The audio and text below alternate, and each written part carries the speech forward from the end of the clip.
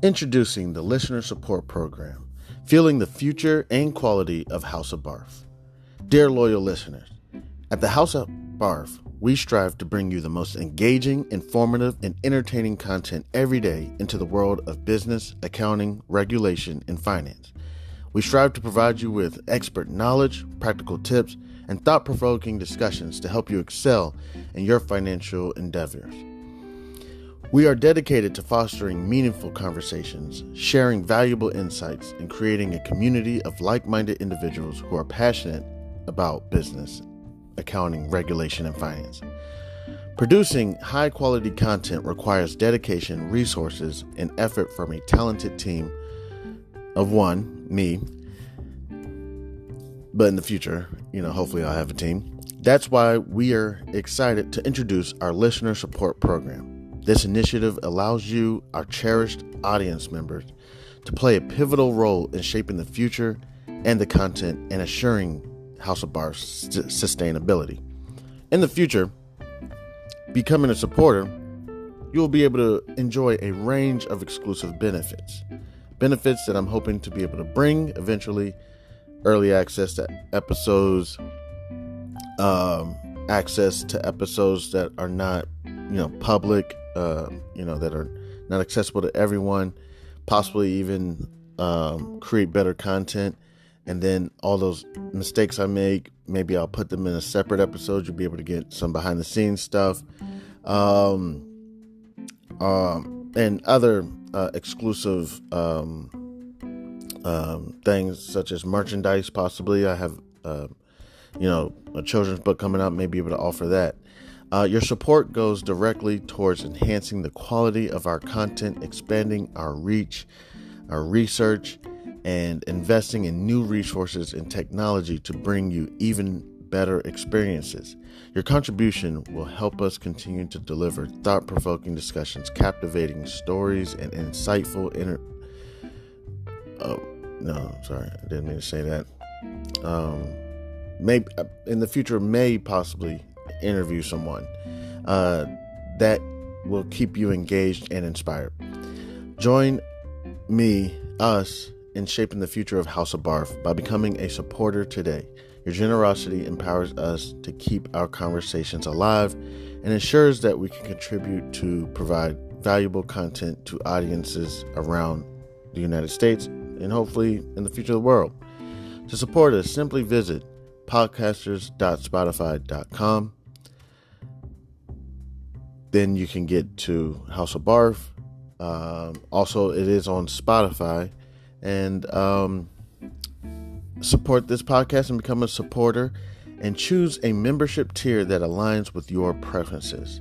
Every contribution, no matter how small or how big, makes a meaningful impact and is deeply appreciated. Thank you for being an essential part of our journey. With your support, we can reach new heights and create content that truly resonates with you, our incredible listeners. God bless. Happy listening. I'm Chanman. This is House of Barf. Again, if you would like, you can visit podcasters.spotify.com/pod/show/Chan-man7. And you can go to support this podcast and become a supporter today. Thank you. You can also reach me at c287gph@gmail.com. Thank you again. You have a wonderful day. God bless. Yo, what's good? It's Chairman House of Barf. How is everybody feeling? Hope wonderful. Hope great. Was just about, let me stop. I am doing research. Been doing research for the last couple hours. A buddy of mine sent me a PDF called the Charting Bible and told me to take a look at it. I said, sure thing. I'm about halfway through. Probably going to watch it again. And he sent me the PDF and YouTube audio read, because if you know me, I'm not an avid reader But if you give me an audiobook, and I got the PDF up as well. So as there you know if I'm so right now what I'm reviewing is what is a pinball versus or pin bar versus a hammer. Well, that's what I'm researching right now. That's not in the book. But I was a little confused on the difference between a pin bar and a hammer. And actually, I found an article on written by John Henry. Oh goodness, advertisements or glitches or something. Last updated December 9th, 2020. What? That date is wrong. Oh no, okay, I get it. September 12th, 2023. Okay. I was like, yo, your date is like in the future. Like, no. It's September 12th, 2023. So he kind of touched it on because as I was looking at this Candlestick Trading Bible, just was a little confused on it. But this is where I'm at right now. Frames using my price action strategies. The previous candle, the last candle on the weekly chart, is important because it tells us what happens during a... Well, fast forward. I was kind of going back. Because I wanted to review the hammer again. Let's see. Pin bar candlestick is the pin bar candlestick pattern strategy. The pin bar candlestick is one of the most famous Japanese candlesticks. It is widely used by price action traders to determine reversal points in the market. Okay, yeah. So, yeah, that's just what I was reviewing real quick. And as I was doing some research, I was like, oh, I got a few minutes. I can go ahead and hop on. And, you know, of course, feel free to join. We're chucking through this first 100 spins after 500. After 500 spins, I was like, man, that second 500 gonna be crazy.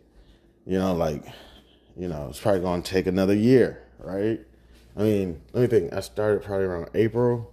Where is it? We're in December, April, May, June, July, August, September, October, November, December. So 8 months. So I'm like, man, 8 months for another 500 spins, but let's see how it goes. We're chucking through the first 100. I mean, we're already at approximately 30 spins, and I reached 500 just probably, I don't know. Time seems to be going fast. So it's probably a couple weeks ago, you know. So yeah. Thank you so much. Thank you so much to anybody and everybody who decides to stop by and kick it with me. As you know me, as I do my research, I just say, hey, let me turn on the mic. That's not what House of Barf is really about, but I got to create some content somehow. Right now I do have a Bev, it's a Perrier, you know, sparkling water, whatever, you know. My man said that's robbery of soda. That's not even right. You know, it's like, no, get no flavor, nothing. Just give me a soda, you know. But, you know, drink, if you ever hear Chan talk about the Midwest, we actually call it pop. Yeah. Another name is a soft drink. Soda, yeah, we call it pop. And then also soft drink. You know, hand me a soft drink, you know. Yeah, just some old Midwestern bullshit. But yeah, so, man, I feel like Bruce Wayne, man. Not in like a good way. Like kind of like, man, just, I mean, in this creaking house, you know, just right now it's just quiet by myself, you know, so, and it's like, damn, this is how Bruce Wayne must have felt growing up when after, you know, his peoples passed, you know, just in the creaking house by yourself doing research on how to kick ass. Yeah, on a new move in jiu-jitsu, you know. Man, you got to fight the crow. You know, the crows are out there, man. They're geniuses. Crows ain't no idiot, bird brain. That doesn't even make sense. Birds are some of the smartest creatures. They got feathers, man. Like, some of the birds don't even grow hair on their face. They just like to dive in. They don't want the resistance. You know, birds, they evolve. I don't know. I'm gonna say what, birds and the crocodiles? They just keep ticking. You know? Shit, I seen this real quick. I seen this one thing on a crocodile. Shit put his heart to sleep. Fell asleep with some ice. Said, damn, left his nostrils on top of the surface. Just about to go to sleep. Like, damn. That's cold. That's some shit. That's evolution. I said, that's how you survive 1,000,000 years. Yeah, man, just go to sleep, man. Shit. I was talking to one of my buddies who were doing time. I said, man, how you get through it? And just go to sleep. And don't even get involved. I remember one time, I guess he told everybody in the inside to go to bed. It's like, just go to bed. Just be quiet. Everybody, if you I'm saying, I'm not trying to boast or bragging, but if you know anybody that's done a little time, they'll tell you it's loud. One thing, it's loud. I don't know if it's all prisons or I don't know if it's by race or whatever, but it's loud. I mean, people talk until 3, 4 in the morning, and then they are up at 6 a.m. in the morning. You know what I'm saying? Yeah, it's like, man, you know, but, yeah, as I'm doing my research, just, you know, House of Barf, again, as I've stated before, is really, one, taking topics and just breaking it down. I haven't written down a topic in about 2 months. And normally I write different topics down, not even like just random topic. I just write it on a piece of paper and I put it somewhere and I say, next time I create some content, I'm just going to grab a, piece of paper out of a hat. And that's going to be the topic for the day. I haven't even wrote a topic down in like 2 months. I oh man, I got a second. Let me go ahead and record, hit the record button. Yo, what's good? It's Chairman House of Barf. You know, and that's just all it is. You know, so as I'm doing my research, I said, let me hop on. So I guess I'm just hopping straight into a topic for the day. You know, this probably be a good time to go to commercial break, but I'm not.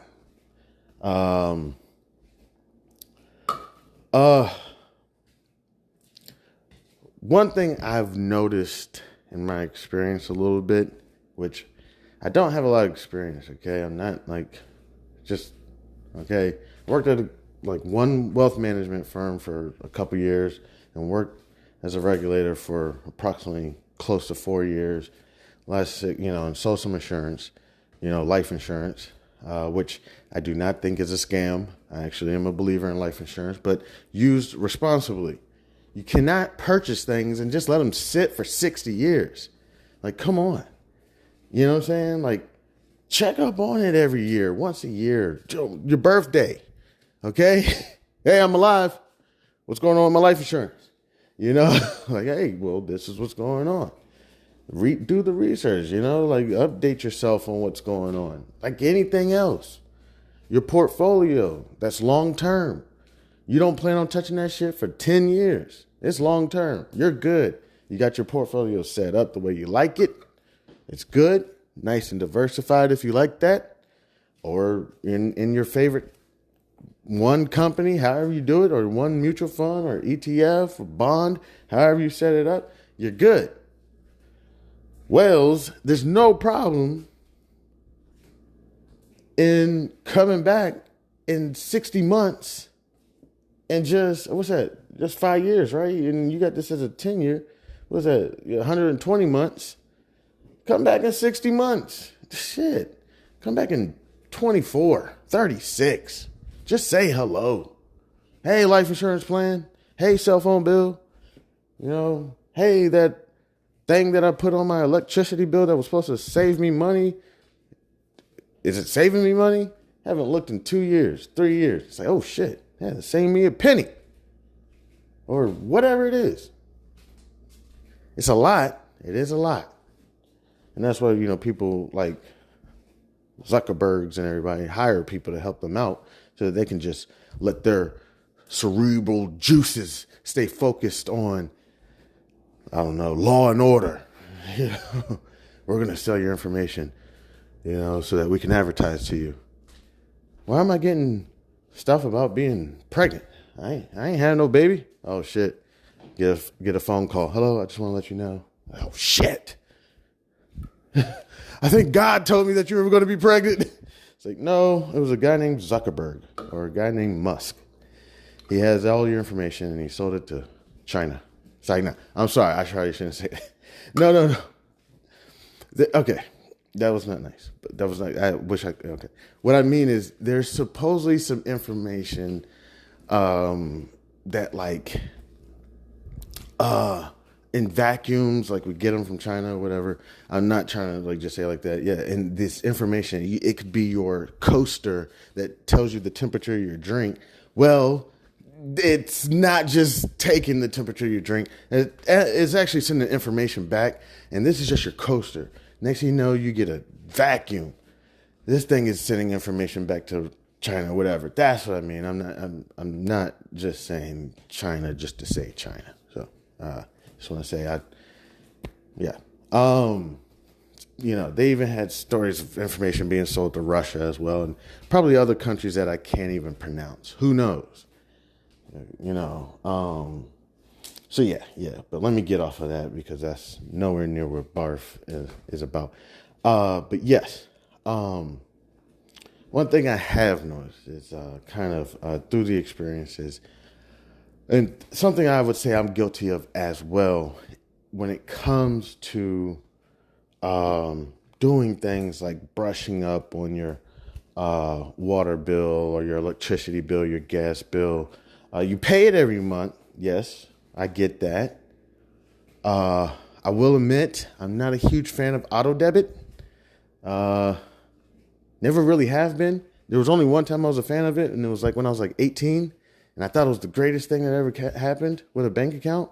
You could automatically pay your bills, So I probably set up like all my bills to auto debit. Didn't realize till probably like 2 years later that there was months that I was paying a bill and didn't have to. And I don't know how to describe it, but like, I don't know how to describe it. Yet, like you have to sit down and go over your bills like in depth. I'm not saying that you don't, just saying that like, so you basically have to get a bunch of dates. Right? You have to get your due date, your grace period date, your late fee date, your cutoff date, and your recharge date. When you reinstate whatever you just got cut off, there's going to be a fee for that.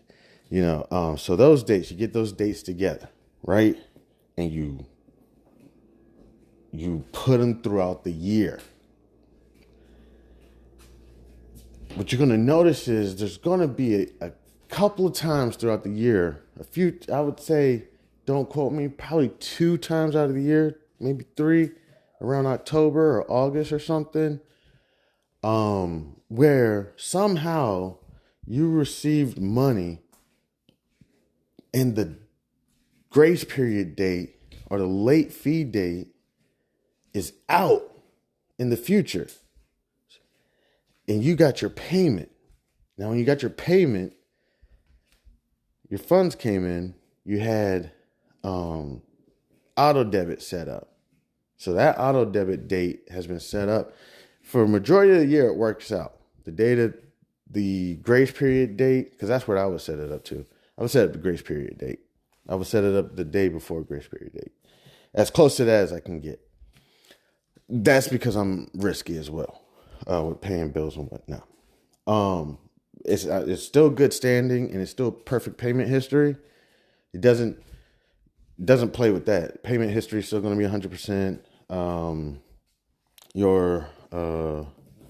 You'll be fine there. Now, don't take this as advice or education or anything. You please go reach out to your CPA, tax advisor, financial advisor institution, whatever. This is just a guy named Chan that thinks he's the man who can go ahead and give out financial advice to everybody. Please, this is just entertainment. Don't listen to this. All right. So yeah, I'm a little bit more risky when it comes to my bill paying. So I would set my due date as closest to like the last day of grace period. So if grace period is on the 16th, I'll set my grace period to the 16th. The 15th. Boom. Still perfect payment history. Still payment history. What else? Payment history and good standing with your organization. Whoever your creditor is, whoever's charging. So you have all those. So you will notice at some point sometimes, let's say you got paid. I don't even know how to describe it because I need to sit down and do it myself, and I don't have my bills written out right now. I got to get back on top of it for real. Due date. Let me think. I'm just making this up on the spot. Due date is first. Grace period is the 16th. You got money coming in on. Let me think. Like the 7th, or it'd be, let's see, 16th. Like, you got money coming in around the 3rd or the 4th. You got money coming in around the 3rd or the 4th, right? Funds in.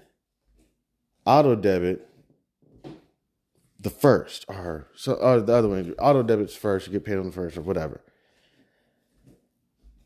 Let's just say it's in December or October or something. I don't know, right? November or something, August. So you got your due date on the 1st, payment on the 1st, grace period 16th. You could easily cancel that auto debit for that month, keep that cash, you know what I'm saying? And then get your cash on the 2 weeks from the 1st, what's that, the 14th or something? And then pay your bill on the 15th. And that check that came in on the 2nd or the 3rd, and you had your auto debit set up on the 2nd or 3rd to pay this bill, can be cash. You can keep it now. That's all yours. You know what I'm saying? Compared to paying the bill on the 1st, auto debit set up on the 1st, going through the rest of the month, no cash, and then it comes again the next month, August, September 1st. Boom, boom, boom. And you're right back in the circulation. You know what I'm saying? It's just little breaks like that. If you can get, it's the thing that, in my personal opinion, can change like a whole situation. Just a $500, $600, whatever, couple thousand, boom. Cancel that auto debit real quick. Cause like the grace period into the 16th, and then the late fee after the 15th, if I don't pay it, it's 80 cents or something. Or now if it starts turning into like $10, $25, you may want to consider it. But if it's like 80 cents or something, then you may consider it's like 10 cents a day after the 16th or something. If something like that happens, then it's like, hey, I'm not recommending this at all. You know what I'm saying? But that $500, $600, $700, $1,000, whatever it is that you're able to just kind of capitalize on, it can be a life changer. To an extent, it can either just be cash in your pocket that you can just now have in your savings account, have in your investment account, precious metals, whatever you want to do, just have it. You could do that, definitely. We could do that. I could do that. Then there's also another thing. You could start that small business you went to, $300, $400 just to get it registered, as an LLC or whatever it is. I don't know. I started a sole proprietorship. It's risky, but my business doesn't have any money and I have no customers, well, at least no paying customers. So, I'm okay right now, but as soon as the sole proprietorship possibly make some money. Yeah, the sole proprietorship right now is doing business as Chandler Gregory Hayes. Yeah, that's what it is. Coaching/therapy, but also I'm going to try to get into community outreach, where essentially I just create fun games for children to play, but it's actually like brainwashing them into understanding economics and finances and financial literacy. Yeah, little geniuses running around just based off a game Monopoly or something. I mean, of course, I'm not gonna create Monopoly, but just little games and stuff. And then also, I was talking to somebody who does community outreach for like games and children and whatnot, and they were like, "Yo, that is not even what we do." And I'm like, "What you talking about, man? We got algorithms and what to put together on the projects that we're putting out around the state. How many projects have or how much are whatever they're doing." He broke it down to me. I remember, cool dude, man. Last name I can't remember his first name, but I think last name was like Gonzalez or something. Cool dude, man. Broke it down. I was like, damn, I didn't realize it. He was like, yeah, man, that portion is not even nothing. Just creating the game and everything. That's nothing. Like that's just that part right there. There's so much more that goes into the community outreach programs when you want to reach out to schools and have them incorporate your program into their school. There's, how many elementary schools have you reached out to this week? How many churches have you reached out to this week? Who have you stopped by with? Who have you met with? Let's get the numbers put together. How many programs we've created? How many of them been implemented into schools? What programs were those? Let's see if we can keep it up. Reach out to some more. It was a lot. I was like, okay, cool. Didn't realize all that went into it. So he's like, really, I'm actually really good with like Excel and whatnot and things like that, more so than I am stopping by the schools. And and I was like, yo, that's perfect. That's perfect for me. Cause even in the community outreach programs, I'm not looking to be like in the schools talking to people. Hey, I just want to tell you about this game we're going to play today. We're going to make all the seats in the back of the class worth $100 and all the seats in the front of the class worth $10. And we're going to give all y'all little jobs. I'm not looking to do that. I just want to create the program and everything and just kind of like let the people with the pretty faces handle all that shit. You know what I'm saying? What's her name? Issa Rae? Let her handle that shit. You know what I'm saying? But yeah, nah. Yeah, so on the other note, I ramble, babble. Yes. One thing that I have kind of noticed in myself as well as with other individuals, when it does come to things like bills, investments, just things like that, because it's so much. I mean, the windows, you got to get them changed. The curtains got to change. The oil in the car needs to be changed. Everything. And you know what? It's a beautiful thing. My boy told me about it. It's like, look, the good thing about everything, anything man puts his hands on is going to break, supposedly. This is like some old biblical stuff. I don't know if there's more to that. You know how sometimes you just get half sentences and then next thing you know, you're like, oh, that wasn't the full thing. But my man basically was just like, the one thing about everything breaking or whatever is that you can always get new stuff. And I was like, oh, that's a really cool way to think about it, except new stuff costs a lot of money. But it's like, yeah, but you get to go out, you get to explore, you get to get new things. I said, yo, that's really cool, man. I'm going to start thinking about it like that because I don't. When things start breaking down, I get frustrated and sometimes you can ignore it because in the back of your head what you're thinking, that's going to be at least a couple $1,000s.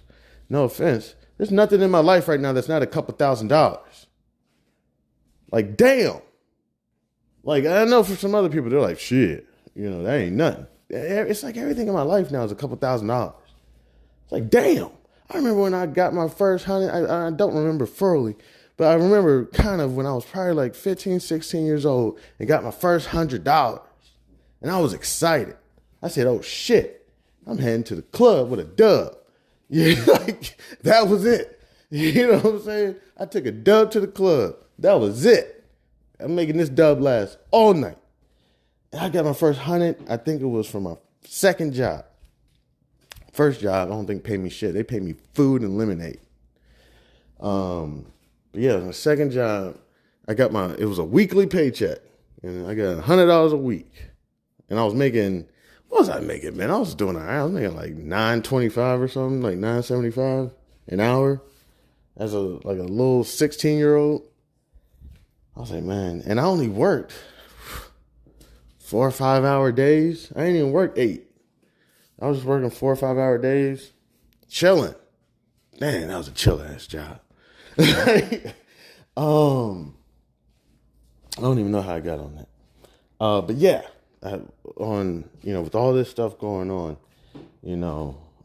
clothes, children, everything, I've noticed there can kind of be a brush over. And I noticed it in myself. I've noticed it kind of even in other investors as well. And I've really realized the really good investors, in my personal opinion, the ones that are not full of shit, you know what I'm saying? They don't really brush over. They kind of they fine tooth comb things. You know what I'm saying? And it takes a lot of time. It does. But that's the one thing I would say. And also retaining it as well. There's a difference when it's like you do it for a little while and then you lose retention of it. Some of the people, you know how many times I've studied the different formulas? Where's my book at right now? And one of my books is like, you got to stop remembering these things. Just go to ChatGPT or whatever. I can't even find my book right now, but it's somewhere around here. You know how many times I've studied those formulas? You know how many times I've studied the Excel functions? And can't remember that shit. Now, I can remember going back to it. I'm like, okay, I know what you're referring to. Here, let me go. I can look it up. I say, what's the formula for, I don't know, something stupid. Corporate to municipal bond, whatever, exchange, whatever. Or, whatever other formulas. I can't even think of any right now.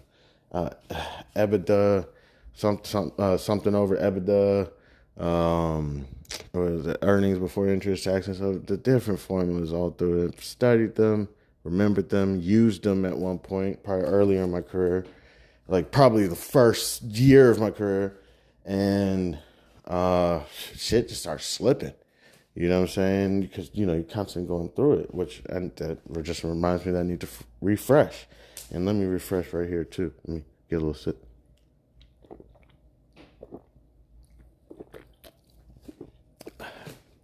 Yeah, so, there's so many times in investing, in my personal opinion, with myself as well, where there's information. This is what kind of BARF is about. Let me see. Let me get my laptop up. I got it up here. That this was about is taking the things we brush over and just breaking it down. For myself as well. So, real quick, we chilling. I'm chilling. There's no rush. Let's blow off the dust and let's move forward. I mean, what else are we doing? To be honest, I'm chilling right now, man. I'm like, you know what? There's a little parents' night out and stuff going on or whatnot.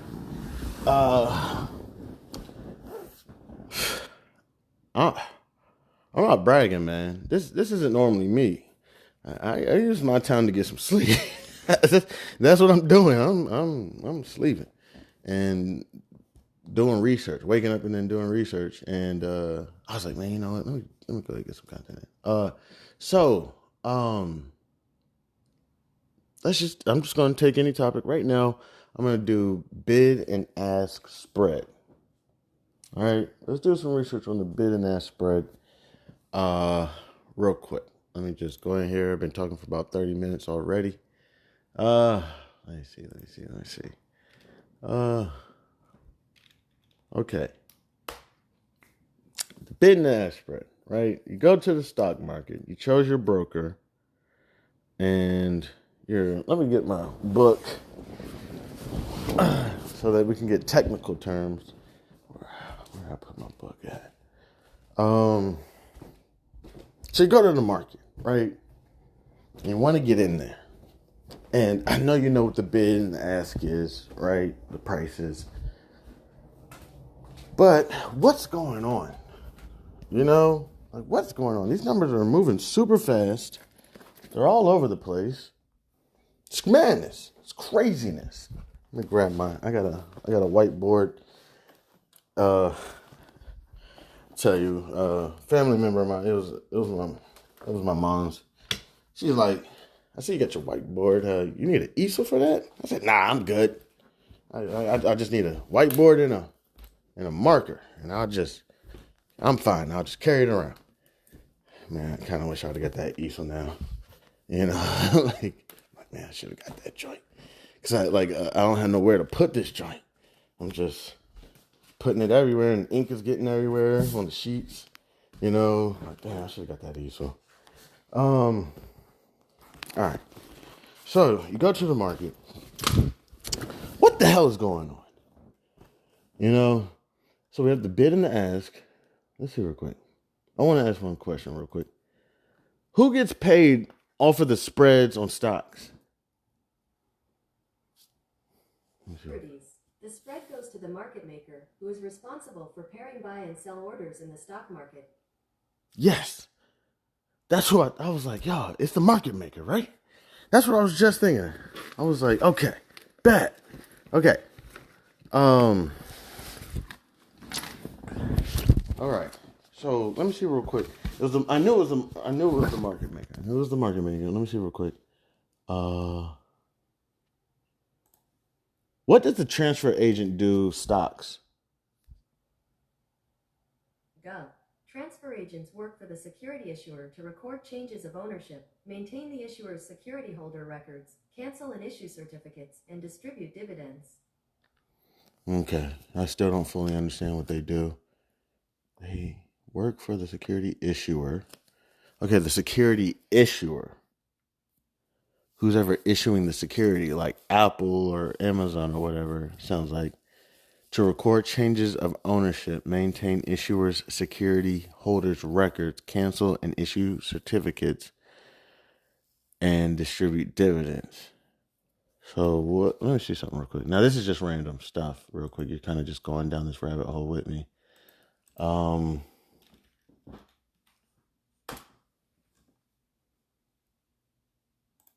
What is a stock certificate?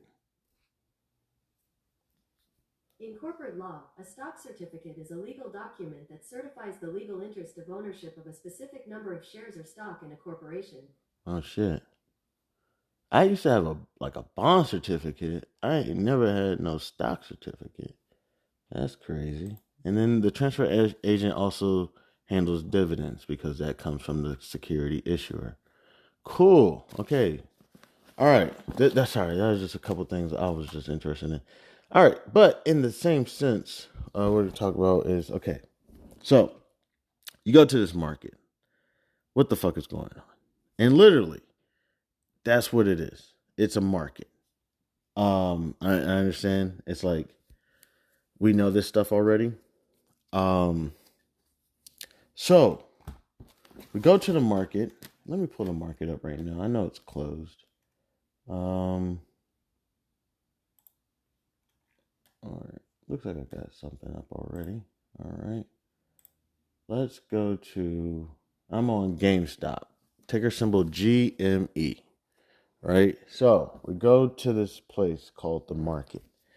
We have to find a broker. Now, I can't give you all the history on how this used to happen back in the day. And why they're called brokers. I'm not sure. But all I can say is you have to find a broker. And, back in the day, literally, it was somebody. Now it's just online. Or you could do it yourself. It's an online broker. But there was literally someone, and I guess they traded on your behalf. Now they go to this market, which is literally, as you see, there's a security issuer. So, and this is just seriously to just not brush over things. That's it. And I got to get better at things as well.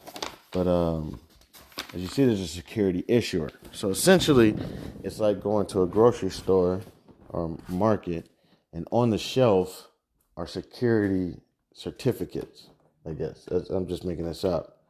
But instead of getting a box of cereal, it's an Apple bond or Apple stock. And you go, you get the Apple stock, and you say the price that you're willing to buy this at. and you essentially wait in line if your price. Now you can choose market price. Now market price is not exactly what we think it is.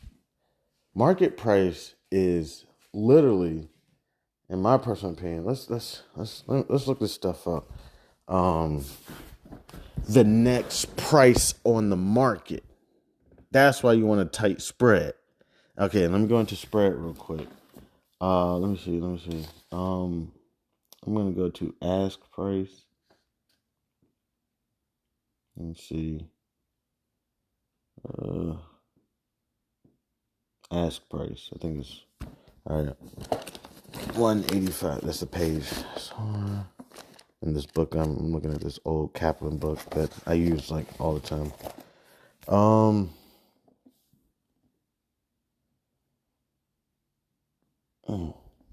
Okay. Let's see. So, because I just want to make sure that I'm getting this information kind of correct. But if I'm correct, market price. Here, let me see. I'm just gonna ask Google. I don't know if this is correct or not, but I'm just gonna ask Google. Market price is, my personal opinion, really the next price that's on the market. So it's not saying that ask price that you see, that A price, A colon or ask price, whatever. That's not the market price, in my personal opinion. It's the next one, like kind of after that. That price up there is the lowest ask price that somebody's willing to accept. You know what I'm saying? The bidder who picks that price is going to get that price. Now, after that price is someone who's waiting in line to give the next person in line. Because, like, when you put your order in, I don't know how all this works, but it goes down like a tube. You know what I'm saying? Like, I guess kind of like how we used to go to the banks back in the day and you had to put that tube in there and, shot to the teller. If I'm correct, when you put your order in, it goes down like a tube. And they even show, let me see, you can even choose, I believe you can even pay to get like faster services. Let me see. Oh, goodness, let me see. Let me see if I just put in a quick trade, buy a single order. Instructions, no. Exchange, best. Yeah, if I'm correct, not the exchange. No. I'm not sure, but I think there's even a way that you can pick, I guess, like your server. It might be that exchange button, I'm not sure. That's what I mean, like brushing over stuff. Like let me see. What's the exchange? That's gonna be something I'm gonna jot down. Cause yeah, there's a way, I'm not sure, but I believe that you can pick like your server or some way that you want your order to go through, and some of them may be faster than others. You know what I'm saying? Just split seconds. Which can make a huge difference when you're investing. I mean, just imagine investing as close to real time as possible. There's companies that I'm not sure what it is in regulation. I kind of forgot, but I believe if I'm correct, it's called front running. Let me see.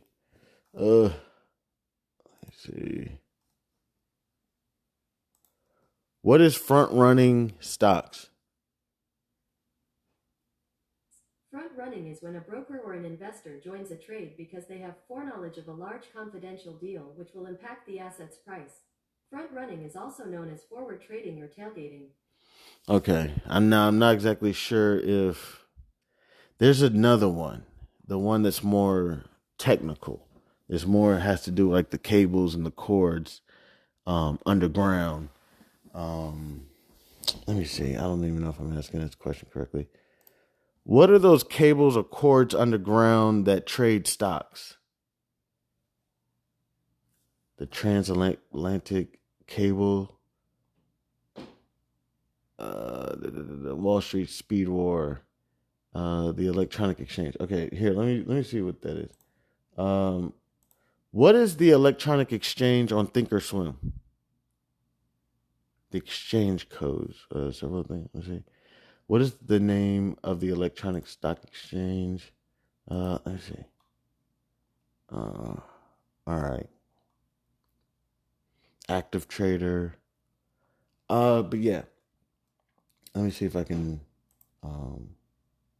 do something else real quick as well.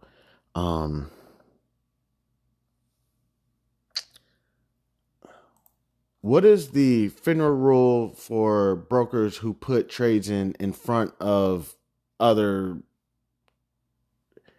I don't know. Is it front running? Okay. Okay, it's front running.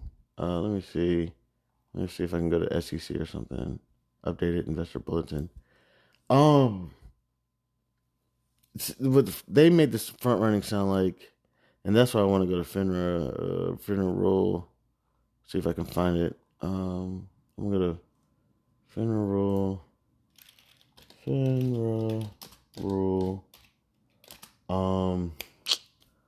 Front running. I'm gonna do front running. They made it sound like it was a deal. What I meant to make it sound like was somebody who's like, based on these cables and cords or however they get these trades from us to these exchanges, right? So I think when you pick the exchange button, you probably pick the closest exchange to you if you wanted your order to get in like quicker. Like, I guess the closest one to me, I'm not sure, would probably be New York, or whatever. So if I really wanted to, I could probably see if my stock is traded on the New York Stock Exchange, instead of just choosing the best one, I could say just send this straight to New York and get this traded on the exchange. So I think you can do that. But I also think there's like something else, like servers. Like there's like cables or cords that take these orders and they shoot them down basically this tube and get them to the exchange as fast as possible. I mean, you really got to think about how amazing this stuff is. I mean, literally, I'm sitting on my computer, doing whatever I'm doing, and I put this order in to buy this stock. I mean, what happens, behind, closed doors? What's going on? And if I'm correct, I got to do my research on this. There's these cables or cords essentially that take these and they send them to these exchanges. Now, what some of these people will do, these geniuses, they essentially can read what I guess the next orders are coming in. And they read them and then they shoot their order in, but they somehow, I think they have to get under the ground for this shit too. I'm not sure. But I think they basically built their cable or their tube to kind of like gazelle leap your shit. You know what I'm saying? Or leapfrog your shit. So they're always a penny, 2 pennies. Because I believe they have to follow the spread as well, because you can't go crazy. So they're just basically putting in if the don't quote me on this, all right? Of course, talk to your certified public accountant, tax advisor, everybody. Let's say the lowest lowest ask price is, and we're gonna go over that real quick, is $10. They see the next order coming in is 10.05. That's the next order coming in. So the ask is 10. The next buy order, which is the order that the lowest price that somebody's willing to buy at, but maybe this person hit market price or something. I don't know what happened, but they say they'll buy the stock at 10.05. This person can interject and say that they'll, I don't know, buy at 10.01 and then sell it at 10.05 or something. I don't know how they do it or whatever. But they're always one step ahead. Or I guess in the other end, let me see. Let me just do something real quick. I'm just going to go to FINRA rule on front running. What is this? FINRA rule 5270. All right, I'm going to pull that up real quick, because this may include technology as well. There's so many rules. um, with the SEC and DOJ, and I was looking at some other rules where like, yo, you can get like hit over the head by like everybody, European Union, um, SEC, NAFTA, depending on what you did. You know what I'm saying? You can just get hit over the head, and it'd be like, yo, so how did the European Union get involved? Well, this person decided that they want to go ahead and do this, so that actually affects this country or whatever who's part of the union. It's like, okay. Oh, and by the way, they also got hit over the head by the SEC. Damn, how did that happen? Well, securities were involved or something. Oh, shit. And by the way, also, it's like, damn, dog. You did something. Let me see. All right, let me see if I can find front running 5270. Let me see supplementary material. I'm skipping kind of over the rule. Knowledge of block transactions violate practice in Rule 5270 may include transactions that are executed based upon knowledge of less than all of the terms of the block transaction, so long as there's knowledge that all the material terms of the transaction have been or will be agreed upon immediately. Okay. Public available information is another topic that they have. Let me see real quick. Information as to block transactions shall be considered to be publicly available when it has been disseminated via a last cell reporting system or high-speed communications line of one of those systems, a similar system of a national securities exchange under Section 6 of the Exchange Act, an alternative trading system under SEC regulations ATS, or by third-party news wire service. The requirement that information concerning the block transaction be made publicly available will not be satisfied until the entire block transaction has completed and publicly reported. Examples of block transactions here, real quick. In the context of equity securities, a transaction involving 10,000 shares or more of a security, an underlying security, or related financial instrument, or overlying such numbers of shares is generally deemed to be a blocked transaction. Although a transaction of fewer than 10,000 shares could be considered a block transaction. A block transaction, I love that stuff when it comes to these rules. That's like my favorite part. It's just like, what the fuck? I'm sorry. I don't know. Whatever. I'm going to keep going. A block transaction that has been agreed upon does not lose its identity, but it's also really good for regulation and integrity. You know what I'm saying? Because what if whatever. All right.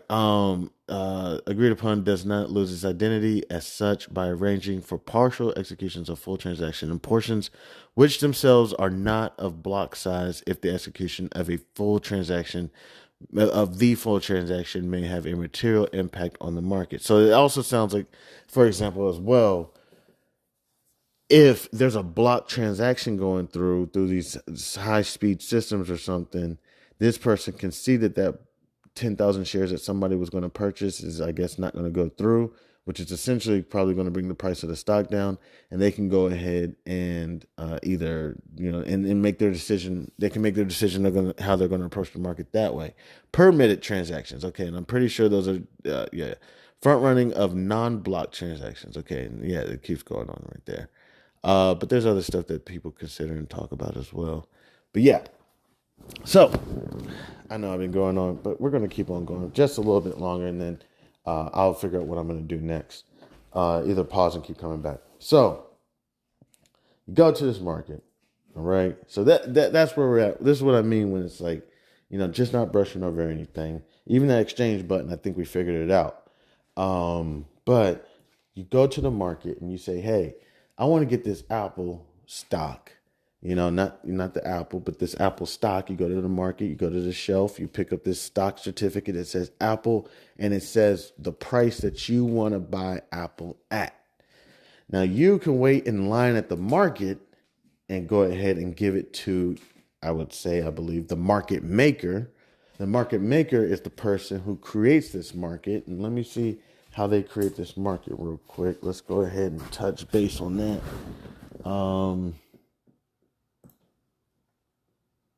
So they essentially, I believe, they go to the issuer. I'm just guessing right now. how does the market maker make a market? Securities. A market maker participates in the market at all times, buying securities from sellers and selling securities to buyers. Market makers provide liquidity, which ensures investors can trade quickly and at a fair price in all conditions. In turn, this generates confidence in the markets. Okay. So the market maker is buying securities from sellers and selling securities to buyers. They're creating the market, basically creating liquidity and volatility. Wow. I may look to, but those guys or women are probably just insane. I mean, goodness. All right. So, it goes to the exchanges. We put in our order to say, hey, I'm going to get this stock, ABC stock, at this price. Your price dings. Hey, you're up. You give them your cash, your stock certificate, and now your order is off. And you don't get nothing for it. You get ownership. All right. And if you want the stock certificate, you can keep that just to say you have it. You're the owner.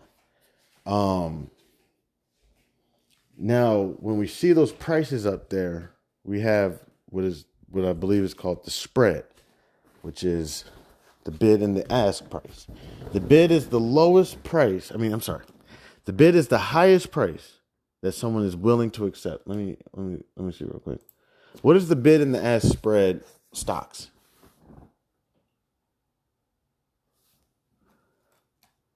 What? They put ask spread? What in the world? What is the bid and the ask spread stocks? Yeah, the bid-ask spread is the difference between the highest price a buyer will offer and the lowest price a seller will accept.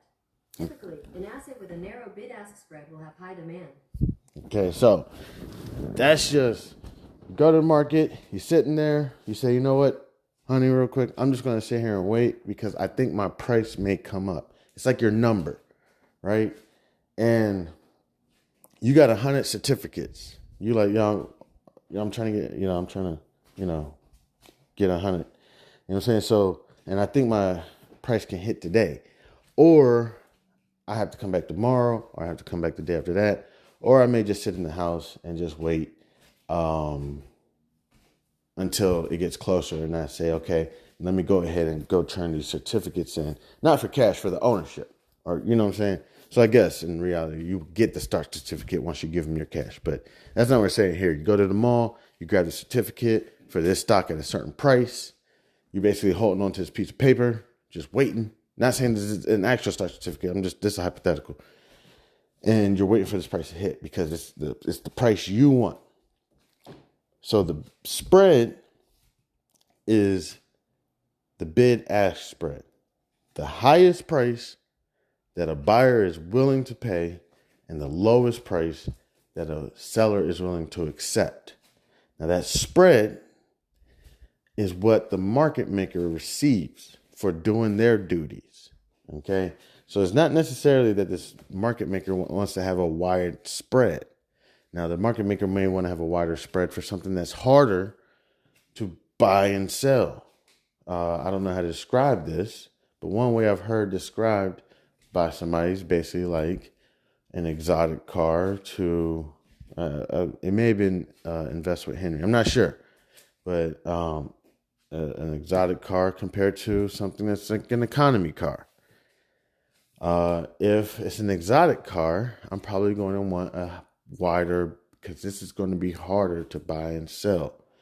But if it's like an economy car, then I can keep the bid as tighter because there's going to be more demand. There's going to be more people. If I spread it out too wide, people are going to be like, yo, we don't want it for that price. And sellers are going to be like, look, man, I'm just trying to get rid of this car. You know what I'm saying? Like, you're making this too difficult. You're supposed to be providing volatility and liquidity for things like this. So they go ahead and tighten the spread a little bit more. And yeah, they may receive less on every transaction, but that's when you go and you see the volume And the volume was, let's look at the volume on, I got GameStop up. Let's see what GameStop's volume was today. Let's see. What was the volume? 13 million, approximately. By the end of business today. Today is Friday, December 1st, 2023. Let me go ahead. And so let's just say, what's the spread? 5 cents right now. At the end of business in the market today, approximately 4 p.m. Eastern Standard Time. The bid was $15.25, and the ask was $15.30. So let's take 5 cents. Let's see, where's my calculator? I'm gonna take 5 cents and multiply that. Oh, goodness gracious. All right, 5 cents times that by 13 million. How many zeros is that? Was that 6? 1, 2, 3, 4, 5. I need to put 6, right? All right, I put one more. 6. I mean, that's $650,000. You know what I'm saying? And I don't know how that works, but and that's not bad. That's not, And there's a bunch of stocks out there, but not all of them have the same volume. I mean, there's volume out there probably of 0, So, yeah. So, then we even touched on the transfer agent who, does all the ownership with the issuer of the security and everything. So I guess they're the ones that stamp the certificate like, hey, you own this shit. Great job. So I don't know. I don't know about all these different jobs, but it's also making me think about different jobs that I may consider for myself that I'm not even thinking about or looking at. Like I never think about being a market maker, but I may look online and say, hey, is there any jobs for entry-level market makers or something? But yeah. Now with the bid and ask, not giving out advice or anything, me personally, when I look at that bid and that ask, I kind of ask myself, can I get 100 shares? Can I buy 100 shares of this? The reason why I want a lot, because 100 shares is approximately a lot. The reason why I want a lot, not a lot as in a lot, like, what was it, 21 Savage? I want a lot as in, that's what I believe they call it. Let me see.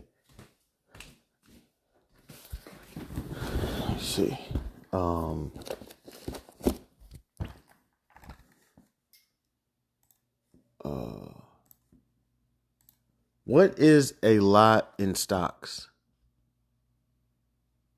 Yeah, a lot is the number of units of a financial instrument that's traded on an exchange. A round lot is 100 share units for stocks, but any number of shares can be traded and also referred to as lots. Yeah. So, hence, why you have the theory, what is odd lot theory stocks? What is an odd lot theory?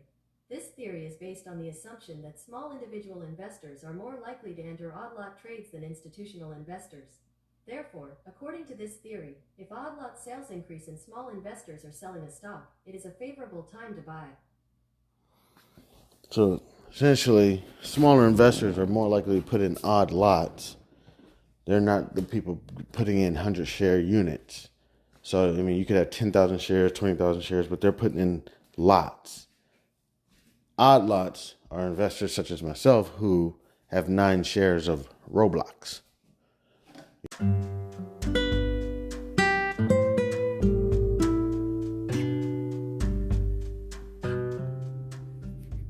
I am thrilled to introduce you to an exciting new storybook journey that I believe will capture your imagination.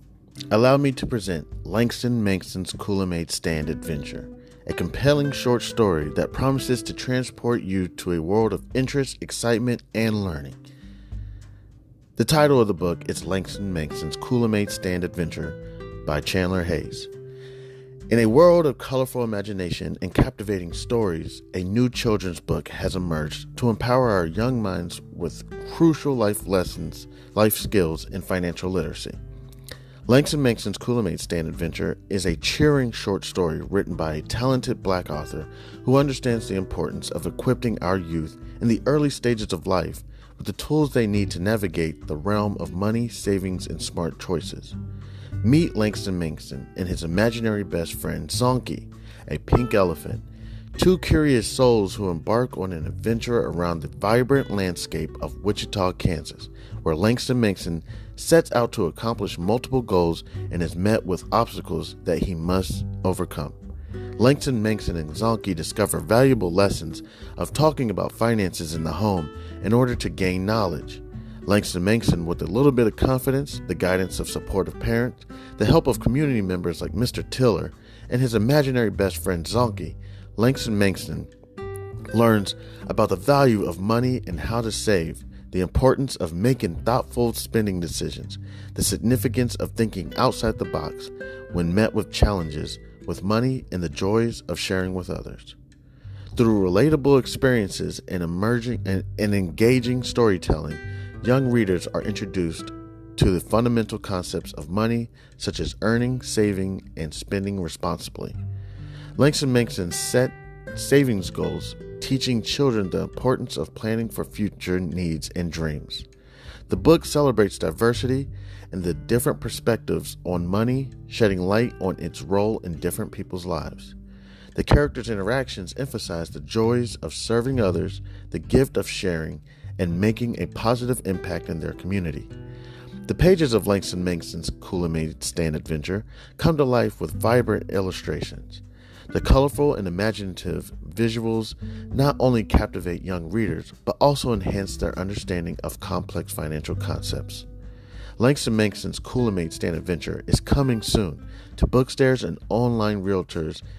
It is a must-have addition to any child's library, fostering essential life skills while sparking the joy of reading.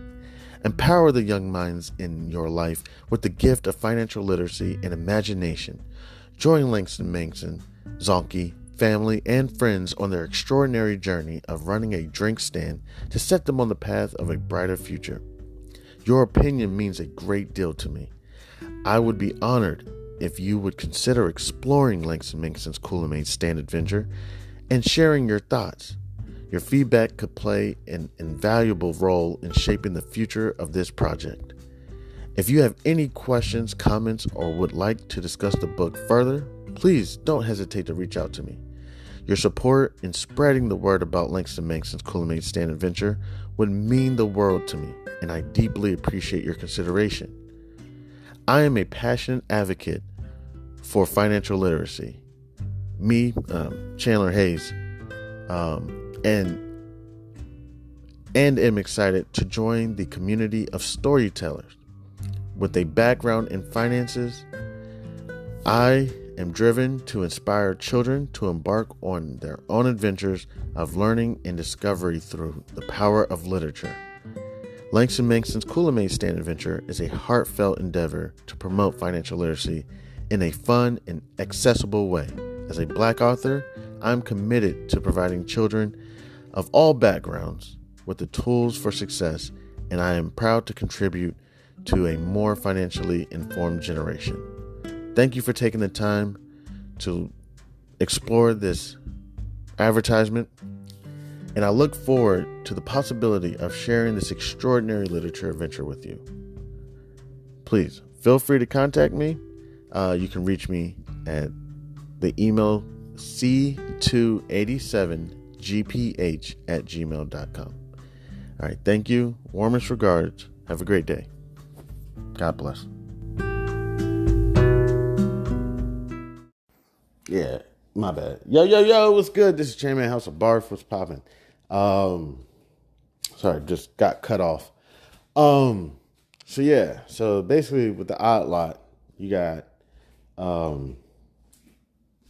people who probably put in odd lots, don't got full lots. They got 15 shares or something, 148 shares or something.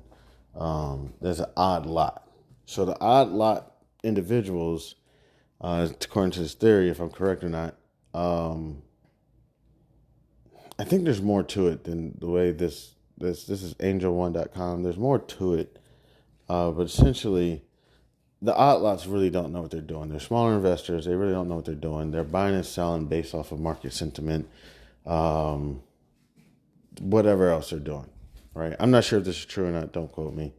And of course, thank you to anybody and everybody who decided to stop by and kick it with your mans. I appreciate it. But essentially, whatever they're doing, don't follow them. Okay, they don't have a lot of the underlying. They're not trading contracts on their, because you can't trade contracts on an odd lot. Of course, if you have like 438 shares, then you could trade contracts on those 400 shares, but that 38 doesn't matter, depending on your eligibility and your broker and everything, how that works. So that's why I try to say to myself, can I at least get 100 shares of this company? So at least I can go in and trade one contract on it. One contract, covered call, or whatever it is, buy a put, whatever it is, just so I can hedge my position, just in case anything. Okay, let me make sure I don't just brush over that. What does hedge mean in stocks? Yeah, to hedge in finance is to take an offsetting position in an asset or investment that reduces the price risk of an existing position. A hedge is therefore a trade that is made with the purpose of reducing the risk of adverse price movements in another asset. So it's an offsetting position, all right? So I buy the underlying. I have 100 shares. What's my max profit? Infinite. Theoretically, infinite. This stock that I bought at $1 shoots up to double zeros, or whatever that is, a sideways 8.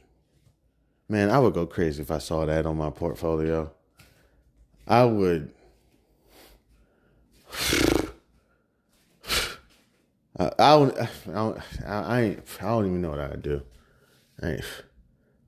Oh my gosh. If I seen a sideways 0 on my portfolio, like what the fuck?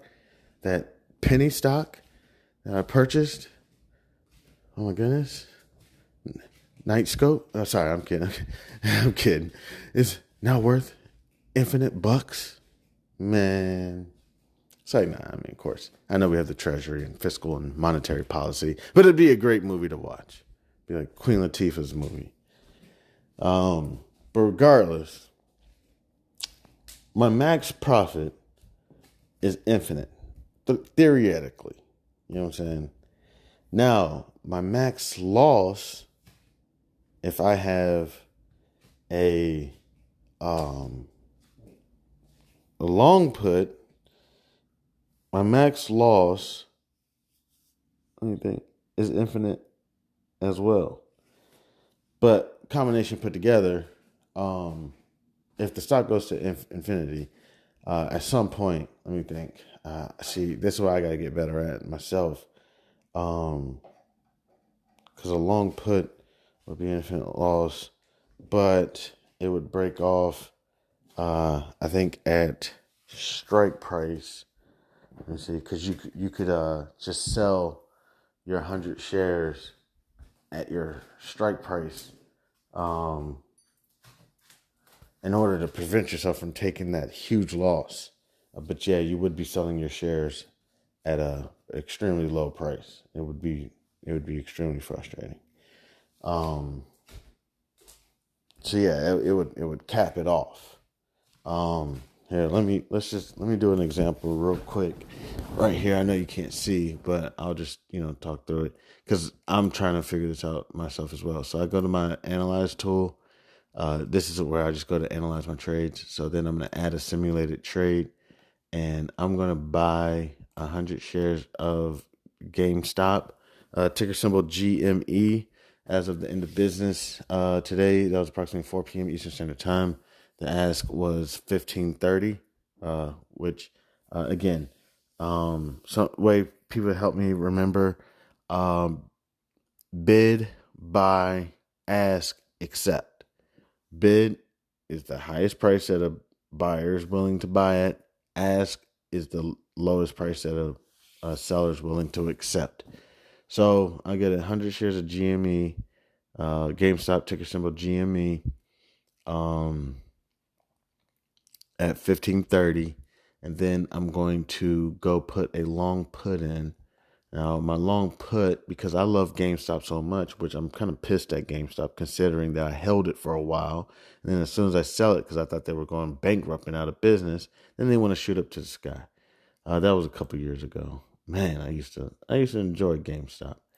But let's just say I'm like, hey, I'm gonna hold on to this for a while, so I'm gonna go get a put at least 30 days out. I'm gonna keep up with this, but I'm not gonna be keeping up with it too much. So I'm gonna go get a long put. Let me check. Let me see. I'm just gonna take a look at the. I'm taking a look at the implied volatility real quick. The implied volatility, I don't know exactly what it means, but I kind of just know.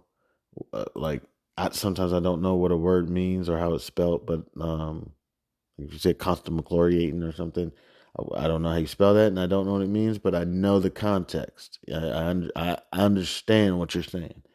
But let me go ahead, and since we're here, let's go ahead and touch base on it. What does implied volatility mean? In financial mathematics, the implied volatility of an option contract is that value of the volatility of the underlying instrument which, when input in an option pricing model, will return a theoretical value equal to the price of said option. Okay, we're gonna take a quick second to let me see. I'm gonna go to YouTube, and I'm going to go to a YouTube short, and I'm gonna say implied volatility stocks. Enclaved volatility. Goodness gracious, I gotta work on my because I guess they just don't be understand what I'm saying. Implied volatility stocks. So let's just do a quick. They got. I said shorts. All right, let me just see somebody who got a lot of views. 20,000 views. This lady. All right. General election या major event जैसे कि general election या quarterly earnings के announcement से पहले stock के जो option premium है वो अपने आप इंक्रीज हो जाते हैं। स्टॉक प्राइसेस भले चेंज हो ना हो, लेकिन जो प्रीमियम है वो अपने आप बढ़ जाते हैं। ये क्यों होता है? ये होता है इम्प्लाइड वॉलेटिलिटी के बढ़ने से। तो अगर आपको ऑप्शन कॉन्ट्रैक्ट में किसी कॉन्ट्रैक्ट की IV 20 दिखाई देती है, इसका मतलब है कि अंडरलाइन स्टॉक आने वाले दिनों में 20% ऊपर की साइड या नीचे की साइड का मूव दे सकता है। जितना ज्यादा IV होगा किसी ऑप्शन कॉन्ट्रैक्ट में, उतना ज्यादा उसका प्रीमियम इंक्रीज हो जाता है। IVs में एक टेंडेंसी होती है मीन रिवर्जन की। तो अगर आपकी IVs एक्सट्रीमली हाई जोन में है या एक्सट्रीमली लो उनकी वैल्यूज हैं, तो कुछ टाइम बाद उनकी वैल्यू एवरेज की तरफ लौटती है। तो जब भी आपकी IVs बहुत ज्यादा बड़ी हुई होती है, तो ट्रेडर्स को कोशिश करनी चाहिए सेल साइड स्ट्रेटजीज लेने के लिए, जैसे कि शॉर्ट स्ट्रैगल्स, कवर्ड कॉल्स और क्रेडिट स्प्रेड्स। और जब आप देखते हैं कि IVs बहुत कम है ऑप्शंस की, तो आपको बाय साइड स्ट्रैटेजी लेनी चाहिए, जैसे कि बाइंग कॉल और पुट और long स्ट्रैगल्स। Okay. I got a little bit of what you were saying. Basically, I guess if the price goes up $20, like the implied volatility may go down or something. I'm sorry. Let me go ahead and does she have another? Oh, she doesn't. No, that's not her. All right, let me try this one. और क्यों देखें ये volatility क्या है, इसे कहां और क्यों देखें? ये किसी पर्टिकुलर स्टॉक या इंडेक्स के ऑप्शन की मूवमेंट को आइडेंटिफाई करता है। मतलब इससे हमें ये पता चल सकता है कि वो स्टॉक या इंडेक्स कितनी मूवमेंट कर सकता है। इसे हम ऑप्शन चेन में देख सकते हैं, जहां हमें पुट साइड और कॉल साइड की IV की एक वैल्यू दिखेगी। अगर ये वैल्यू कम है, जैसे निफ्टी में at the money option. I really don't know. Let me see.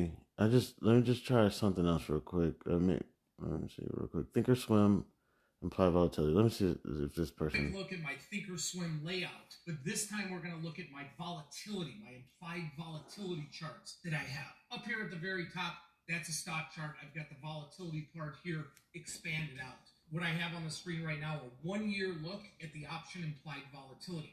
So you can see how we get spikes up, spikes up, spikes up, down, down, down. And what this shows us is that volatility is always mean reverting. It will find its midpoint. So just as you would look at a stock graph and say, okay, there's support maybe down here, there's resistance up here, we do the same for implied volatility.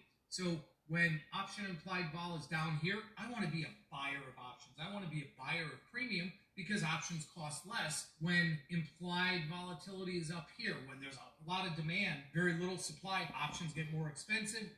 Okay.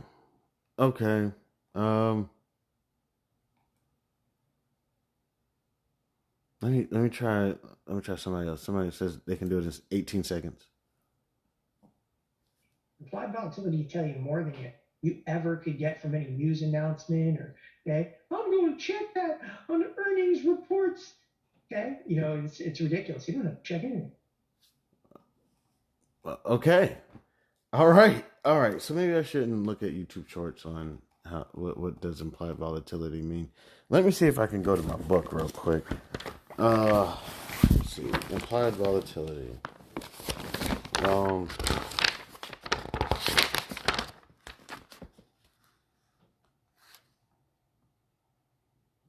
I'm just looking for it real quick. Oh no, that's sorry. Give me just 1 second.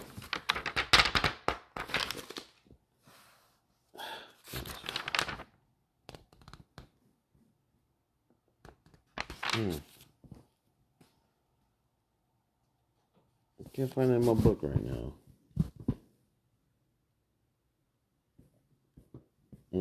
Okay.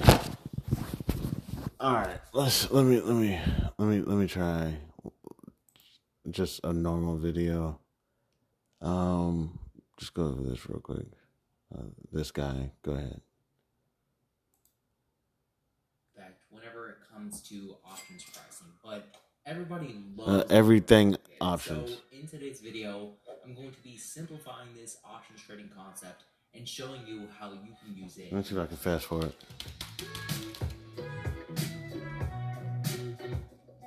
The definition for implied volatility, according to Investopedia, is a metric that's used to capture the market view of the likelihood of changes in a given security's price. So to put this in simple terms, this is how much buyers and sellers of a specific option expect the price of that option to change.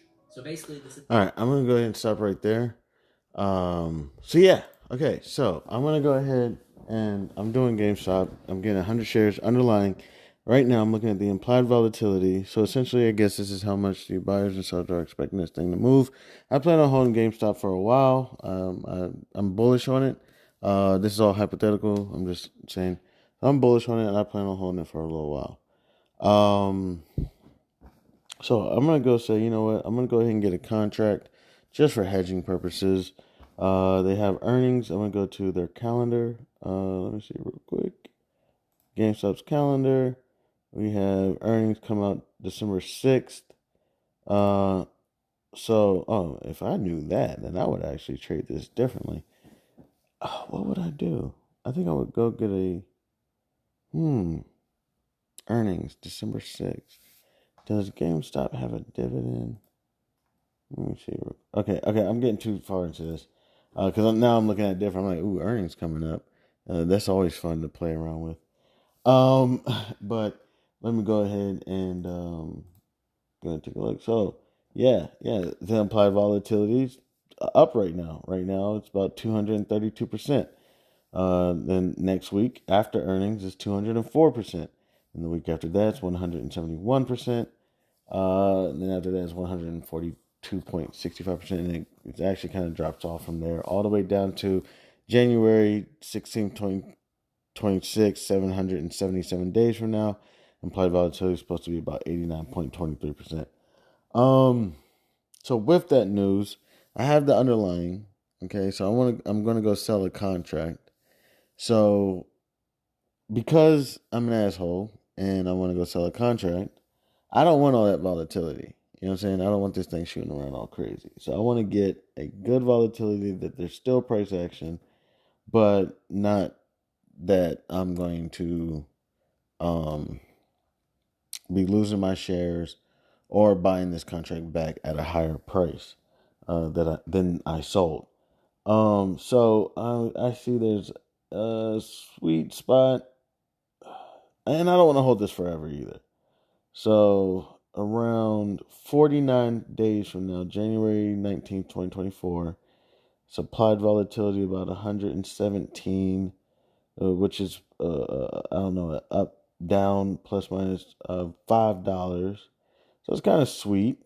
Okay, so let me go ahead and put in another simulated trade. So again, put in the simulated trade, 100 shares of GameStop at $15.30.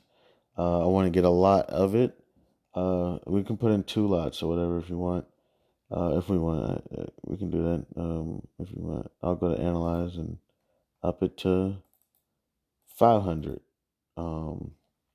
contracts. 500 units. We'll do 10 for the hell of it. It doesn't really matter. So I got 1,000 shares of GameStop. So let me go to 42 days from now. And just because I'm nervous, I'm going to buy a put. Now the put I'm going to buy, let me think. If I'm correct, I want it to be out of the money. No, am I going to buy a put or sell a call? I'm going to buy a put.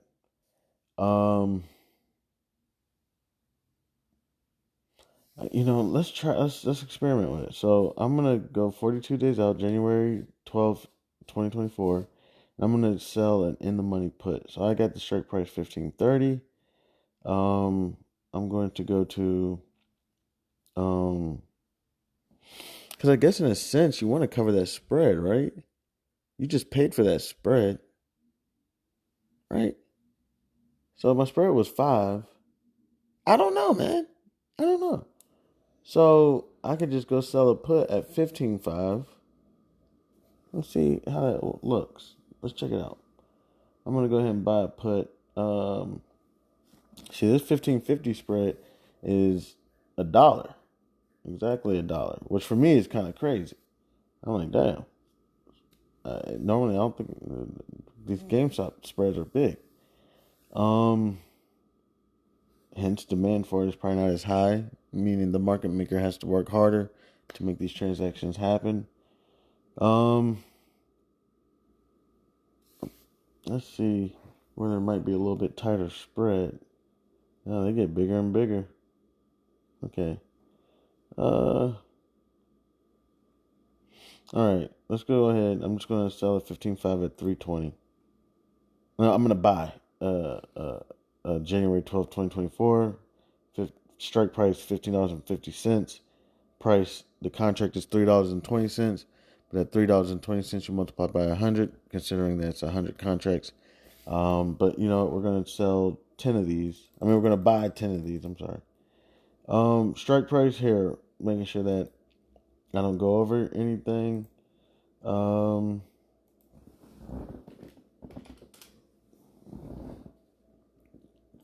What is strike price in options contracts?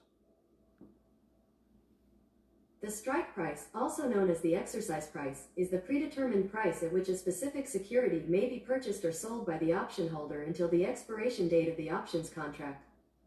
Okay. So it's a predetermined exercise price. So I bought it at $15.30. If anything, I'm gonna sell this at $15.50, right? And I'm gonna make 20 cents per share per unit, which is 1,000. So let's go ahead and do that real quick. So if worst comes to worst, this stock shoots up to the moon, and I have to. Let me think. Wait. Time. I would just let this expire worthless, correct? And just lose premium. Yeah, that's what's going to end up happening. I'm going to end up just losing premium because I have the right, not the obligation, because I'm buying, I'm not selling. Okay, so let me see. So without even looking, my max loss should be 320 times 1,000, $3,200. Okay. Wait, times 10, right? Because I'm doing 10 contracts. Well, I did 1,000. All right, 3,200. So that should be my max loss. And then I would say the spread between 15 and 30. The extra 20 cents. Let me see. Okay, I'm gonna go ahead and now I'm just gonna look for the answer. Oh,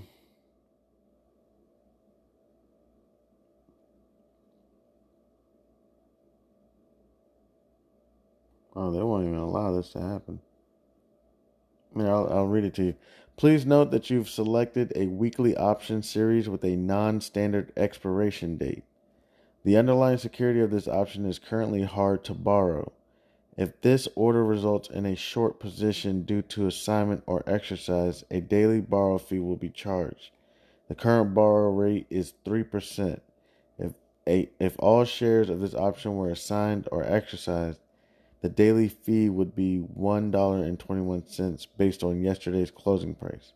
The borrow rate and fee are subject to change daily based upon market conditions. So they won't even let me put this in. Okay, so let me just stop doing too much, and I'm just gonna just buy 100 shares, and I should be able to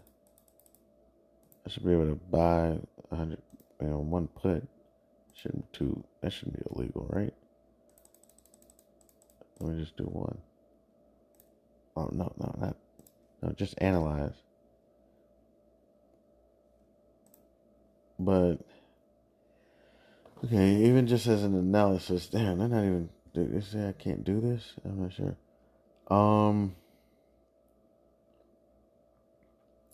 Max profit, $1,200. Okay, is it that spread? That should be the spread. Which is, let me check between. Let me pull up another calculator, real quick. Let me see. All right, was it 1530, 1550, 20 cents. 20 cents times 100. No, that doesn't make sense. That's $20. Let me see. Trying to figure out this max profit. This is just the option by itself. Okay. Yeah, the max profit would be if this stock drops to zero, which would be strike price, essentially minus zero would be your max profit. The reason why it's 12.30 and not 15.30 is because the cost of this trade has approximately $320 in commission and fees. Max loss, the commissions and fees, not including possible dividend risk. Okay. Let me go ahead. I'm just gonna put in this as an analyzed trade. Real quick. So 1550. I'm gonna buy. Put in analyzed trade. Single order. Okay. So as this price goes higher, let me see what happens. Where it eventually breaks even after 1850. After 1850, I just become profitable with that long position. I don't believe it has a max gain because it's a long position. Theoretically, it could go to infinity. On the other note, I start losing money, I believe, around 1613.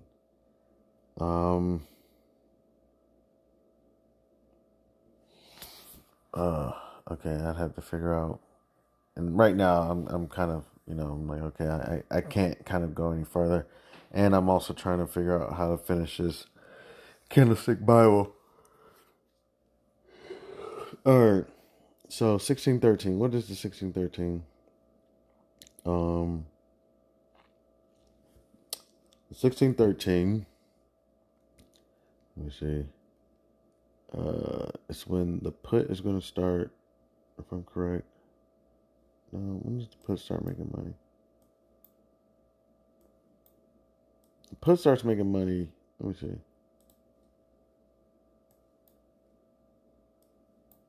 Let me see what the break even is. The break even is 1550 minus 320.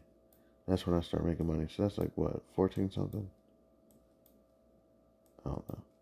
Yeah, it's like 12 something. Yeah, I don't feel like dealing with it. But regardless, my biggest loss is $320. Biggest gain. So max gain. The stock drops to zero, of course. 12.30 or something. All right. So real quick, I'm just adding this stock. I know you can't see shit, but okay. So with the stock and the long put that is already in the money, the market price. The market price is below strike price, so it's already in the money. Let me see real quick. All right, I'm gonna get ready to wrap this up.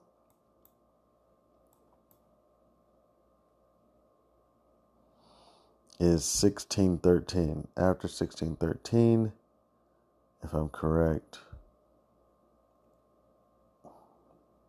the 1613 is bothering me. Let me see. I just kind of want to figure it out.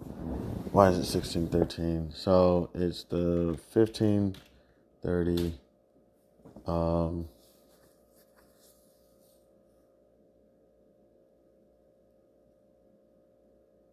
Here, let's see. Is it 1550 minus 1530?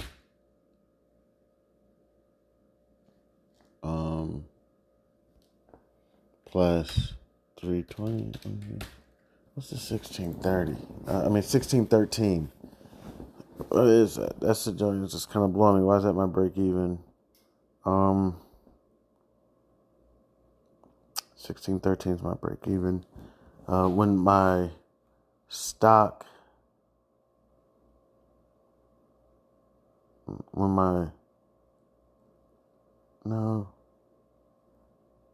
yeah, okay. 1613 is the break even when my long position starts making money. And I guess my put is losing. And my put is losing.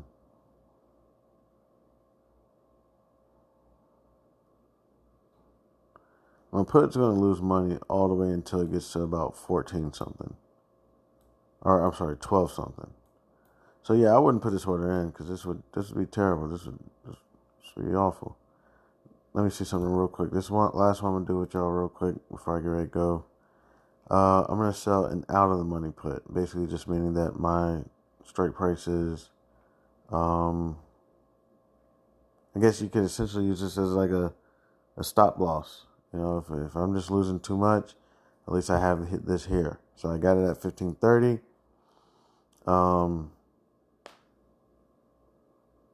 If it goes below, let me see, $10. Let's just do $10. What's that? $530. Let me see, 530. $5.30 times 100. So if I lose $530, I'm capping.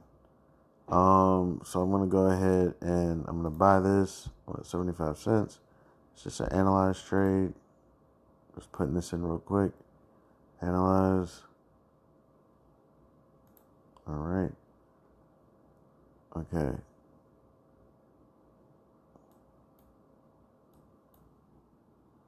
This appears to be a little bit better of an order.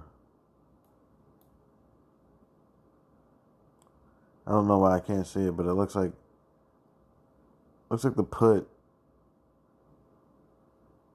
it doesn't interfere with the gains of the call as much. My call is making money.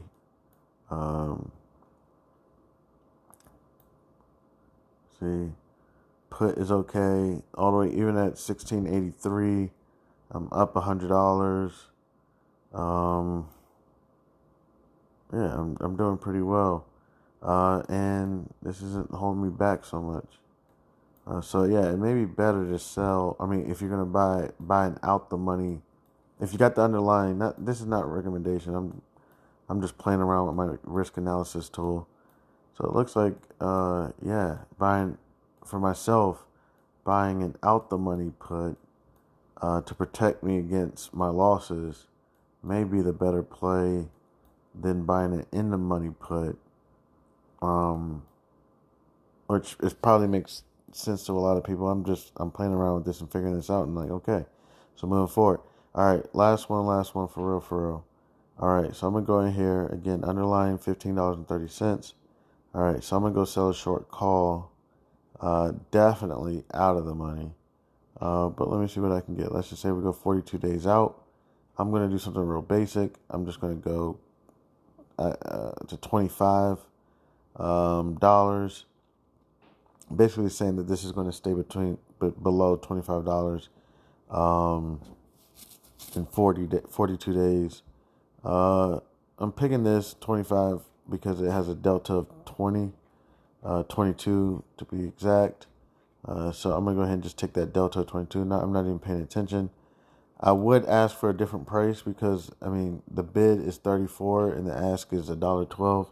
So I'd probably put my order in around 55 cents. So I'm going to go ahead and do that. I mean, this is analyzed, so I can do whatever I want. So I'm going to do a short call. And I'm going to say I got that joint at like 55 cents. Let me fix that real quick. All right. So a short call. Break even. Looks like 1642 before I guess my long stock position begins to make money. And I guess my short call is not holding me back any longer. Not sure. And then with a call, break even for a call is 25. Is strike price plus premium. So this would be 25.55 before my short call. Let's see, I'm making money. Let me see. Yeah, I'm doing pretty well. Yeah, until about when it hits 25, take a little dip. It's gonna exercise out unless I roll it or something. But if it doesn't, then I get to collect a premium of 55 cents. Times 100, what's that? $55. I get to keep the $55. Good news about that is you divide that by 42, the amount of days. And that's $1.31 a day that I'm receiving, which is awesome. On top of that, though, they're losing 3 cents a day. So every day they hold this, they're losing 3 cents. So they just want to probably consider that. That's the theta time decay. So yeah, that's just a few things. And that looks like I gotta understand this a little bit more. So let me see, around 26, about 25.55. That's probably by the time I would lose my stock if it went past that, which is cool because at least I set my price. If this thing shoots up, and I guess I'm not paying attention, and I'm just kind of, I guess, bearish on the stock or something. I'm just like, I'm ready to get out if this makes some money. So I want to get out at 25. So at least I'll make $9.50 per share, and that'll be about $950. And I'm liquid now. I'm out of the stock, and I still get to keep that premium. So I even get an extra $55 So I got $1,005, if that's correct, to just go ahead and sell this stock, and now I'm out of it. I'm good. Yeah. And I did that in 42 days. So let me see, $1,000.05 divided by 42. So I made myself approximately $24 a day.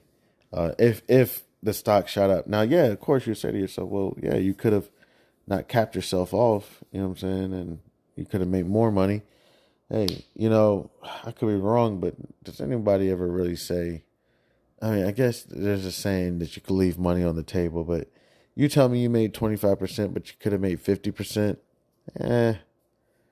It's like, come on. Come on.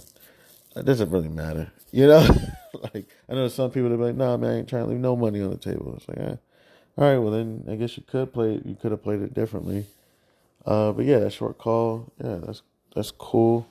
And of course, if you sell it in the money short call, you're going to possibly get assigned. And that's not, unless you really just want to get out of this position. So I wouldn't sell it in the money call. We'll touch on the in the money, out of the money, at the money, because it's different for the calls and the puts. A call that's in the money means that market price is above strike price. In the money for a put, market price is below strike price. But then also you have your shorts. A short call is a little different, but essentially it's I'm not sure or not. Is it? No, break even's the same, but yeah, for like a short call, if I sold a contract, I want the thing to stay out of the money. I want strike price to be below my short call. But if I'm buying a call, I want it to be in the money. You know what I'm saying? And then if I'm buying a put, if I'm correct, I want it to be in the money. And if I'm selling a put, I want it to be out of the money, above strike price. Above strike price. If I'm correct, I would listen to this guy. It's so cheesy. But he would basically just be like, you have a wonderful day, and I hope that all your long positions are in the money and all your short positions are out of the money. You know what I'm saying? So, but yeah, that's it for me right now. I feel like we touched on a few things. It's just big to me, just kind of, that's what House of Barf is about, doing the research, not brushing over things so much. Just actually just, no rush, taking our time. If you're someone like me, when things make sense, they make dollars. I'm kidding. When things make sense, they just make sense. You know what I'm saying? Like, you can go in there, I'm not a big fan of gamification of things. How companies can cast from your phone your portfolio to the television, and now you're trading on your phone on the television. Not saying we can't be user friendly, but sometimes maybe certain things shouldn't be so user friendly, getting people to think that they're actually playing a video game when they're actually not playing a video game. They're playing with currency and the United States corporations, and who knows what level these people can take something to or at, just because they're playing Call of Duty with the stock market.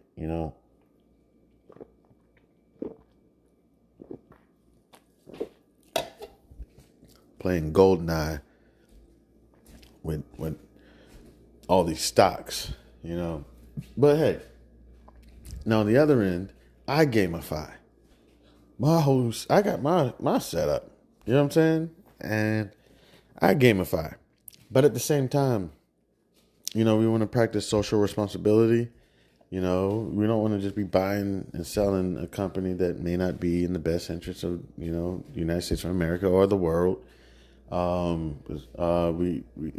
also strategize, make sure I use order types, hedges. We'll go over order types as well.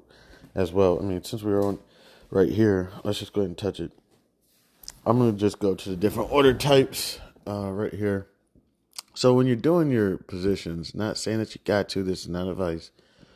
There's a couple things that you want to do. One, you want to know, of course, your risk tolerance and everything, blah, blah, blah, blah, blah. No, I mean, I'm not trying, because that's not the topic I want to touch on right now, but your risk tolerance, everything.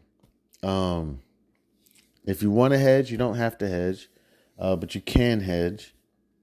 And then you also have your order types. Now, is it possible that you could use the hedging as your order types? That is your order type, right? If I say, if this stock goes up to this price and I want to sell it and it goes up to that price and I'm out, then essentially that was my order type.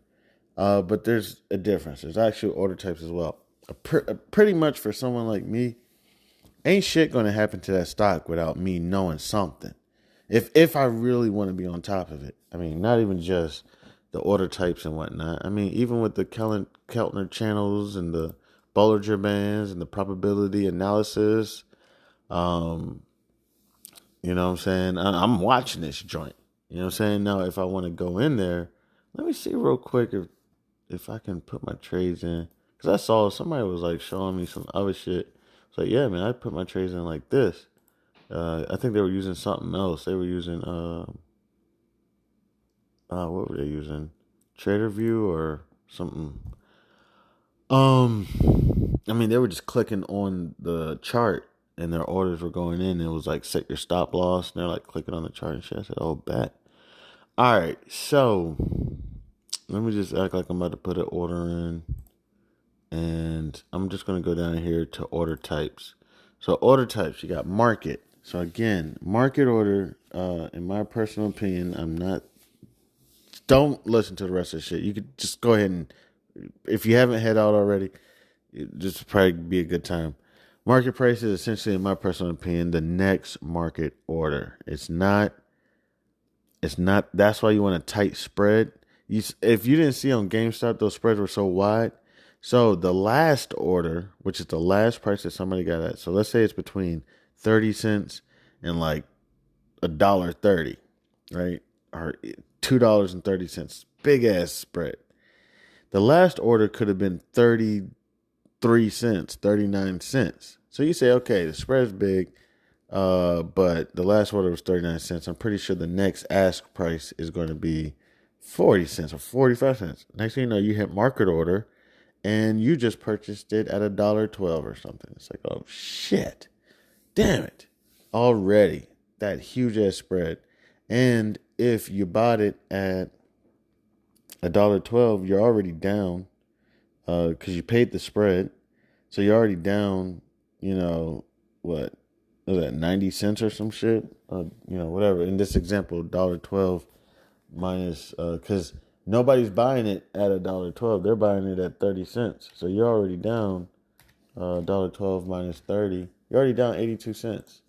You know what I'm saying? 82 times 100, you're already down $820.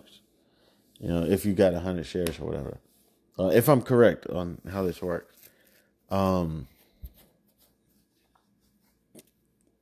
Yeah. I can't remember what I was even talking about. But to go ahead and get ready to wrap it up. Order types, real quick. Order types.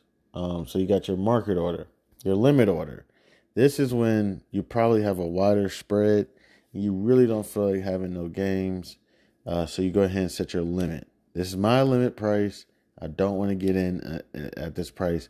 Also with limit prices, you may be doing some technical analysis or something, and you decide to say, I don't want to get in or sell until it hits this price, possibly hitting support or resistance or whatever. And you're like, okay, or, I don't want to buy until it breaks resistance, or I don't want to sell until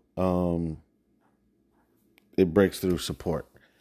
Then you have your stop orders. Okay, your stop orders are essentially market orders, but you set your parameter. Like, look, after it hits this price, turn it into a market order.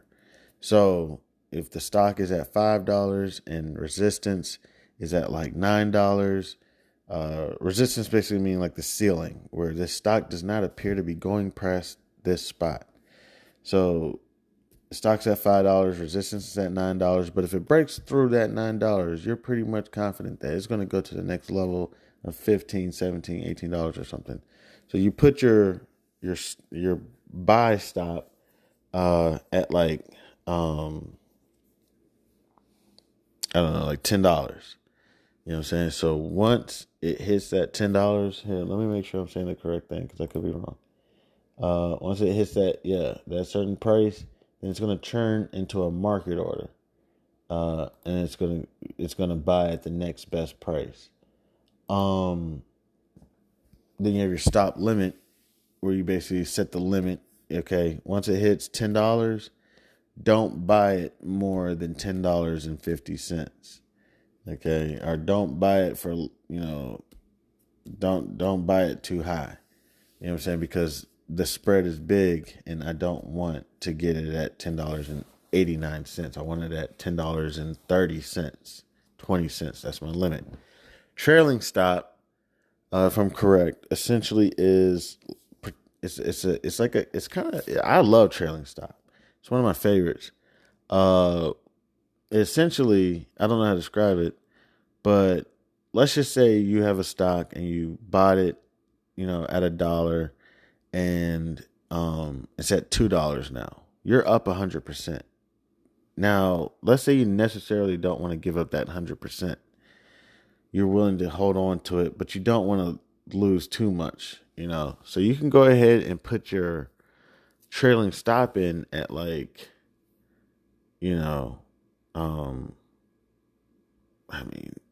I would keep it kind of tight. That's just me personally. I'd put it at like 1%. If this thing drops 1%, get me out. I don't really feel like losing too much of this. All right. I made $1 per share and I have 100 shares. You know what I'm saying? So I've made myself $100. I don't really want to lose too much of this. So I'm willing to lose $1. But I want to ride this out. So I put my trailing stop at 1%. And if this thing drops 1% at any time, I'm sold. So this thing can keep shooting up. And I'm still in there.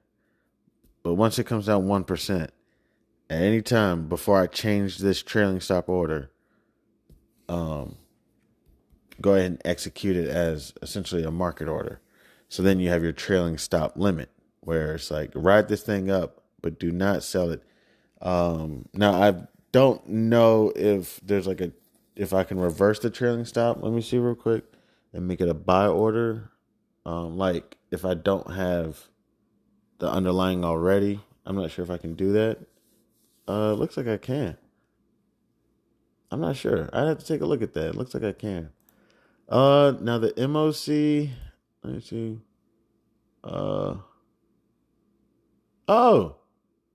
Oh shit. I just got an email. What? Yo, they unflagged my account. Oh, I want to read this message to y'all. Yeah, then they gave me another message. But you're still broke. Let me see. The account is in a day trade minimum equity call because it is flagged as a pattern day trader and is less than 25K. So I can stay, but the message previous to that, they sent me that one. The message previous to that just said that I'm off. I'm unflagged. I don't know. They told me that that was not even possible. They just said I'm not flagged anymore. Oh man, I wish I could read that message to y'all. So essentially, I think I'm gonna get my 5-day trades back. I haven't had my 5-day trades in months because you can only use like 5-day trades within a rolling 5-day period or something like that. And I used more than 5, so they took my day trades away and basically one more day trade, and you're like locked out. So I've been trading, and that's how good of a trader. And I'm not trying to boast. That's how good I've been doing.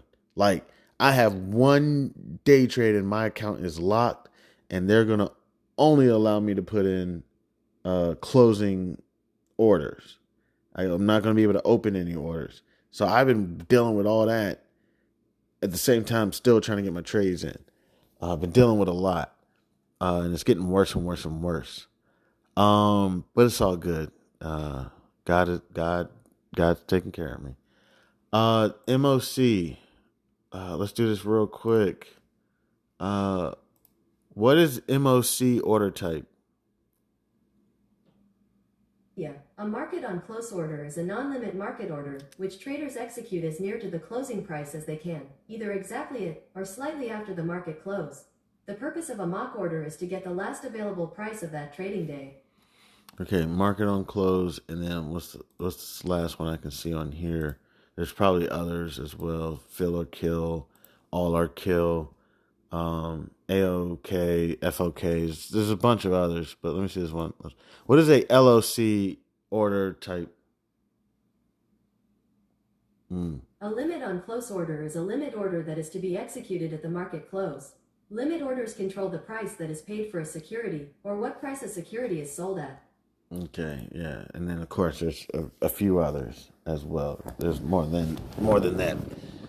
Well, so I think we kind of touched on a few things. Kind of got back into BARF a little bit. We went over some order types. We went over the spread. Went over the market.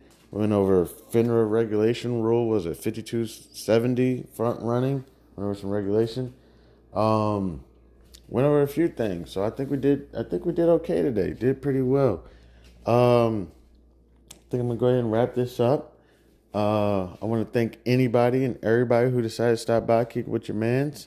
I gotta work on my advertisements because I gotta fix it because I got a new email address. It's chanman@houseofbarf. Barf is spelled B.A.R.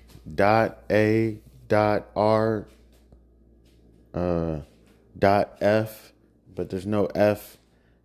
I mean, there's no dot after the F. I didn't put one there. At gmail.com. So feel free to reach out to me. I've had some people reach out to me recently to sell me some stuff. They're just selling me stuff like, hey, we see you, doing your podcast thing. We would like to sell you our podcast status or something. Just basically check the status of your podcast around the world. Or another advertisement I received was content editing. Great job on the podcast, but we actually have an AI tool or something that can edit your content. If you would like, we can send you an example. And then you can purchase our stuff. I said, okay, just let me know. So if I could use AI to edit my material, I mean that would be great because I would just give it to AI and just say, hey, chop this up and publish it, and then I can go work on other things like I don't got nothing else to work on, but I can work on other things like working on that trade name and working on this market and everything, trying to get all this stuff situated. Because last thing I want to do is sit around till 3 o'clock in the morning editing a video. And then also, if I edit it, it's not going to be authentic because I'm going to take out anything that I think is controversial or may offend anybody or anything. So it's going to become this, I don't know, podcast conversation, just complete. Whatever. So I don't want to edit it. I don't think I should do that. I don't think I should have that role. I think that's a conflict of interest, of my interest, because I would kill the whole show. The show would be silent. I would cut everything. I'd probably delete everything, if I was the editor,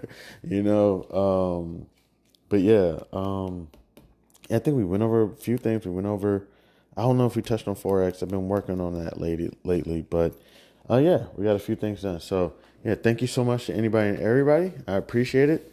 I'm Chanman. This is House of Barf. Blech. Introducing the Listener Support Program, fueling the future and quality of House of Barf.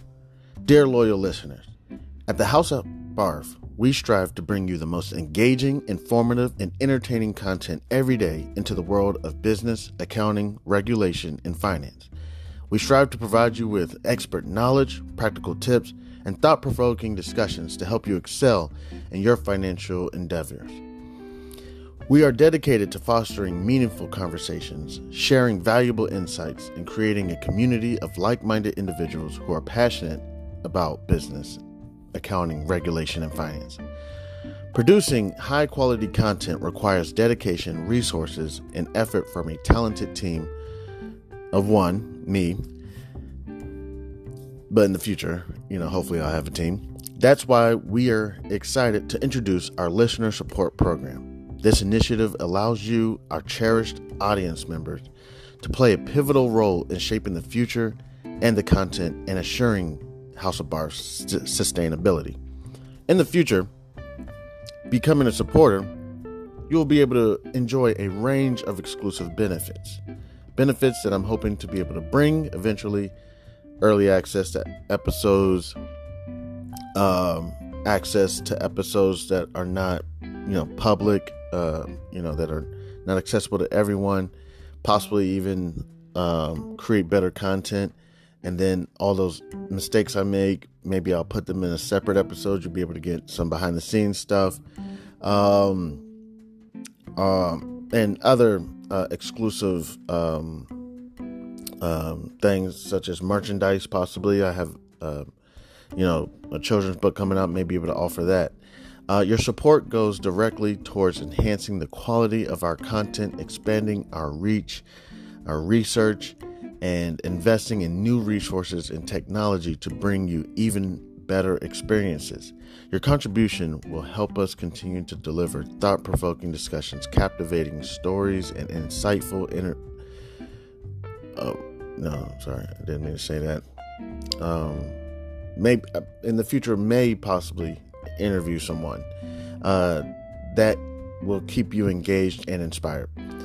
Join us in shaping the future of House of Barf by becoming a supporter today. Your generosity empowers us to keep our conversations alive and ensures that we can contribute to provide valuable content to audiences around the United States and hopefully in the future of the world. To support us, simply visit podcasters.spotify.com. Then you can get to House of Barf. Also, it is on Spotify. And support this podcast and become a supporter, and choose a membership tier that aligns with your preferences. Every contribution, no matter how small or how big, makes a meaningful impact and is deeply appreciated. Thank you for being an essential part of our journey. With your support, we can reach new heights and create content that truly resonates with you, our incredible listeners. God bless. Happy listening. I'm Chanman. This is House of Barf. Again, if you would like, you can visit podcasters.spotify.com/pod/show/Chan-man7. And you can go to support this podcast and become a supporter today. Thank you. You can also reach me at c287gph@gmail.com. Thank you again. You have a wonderful day. God bless.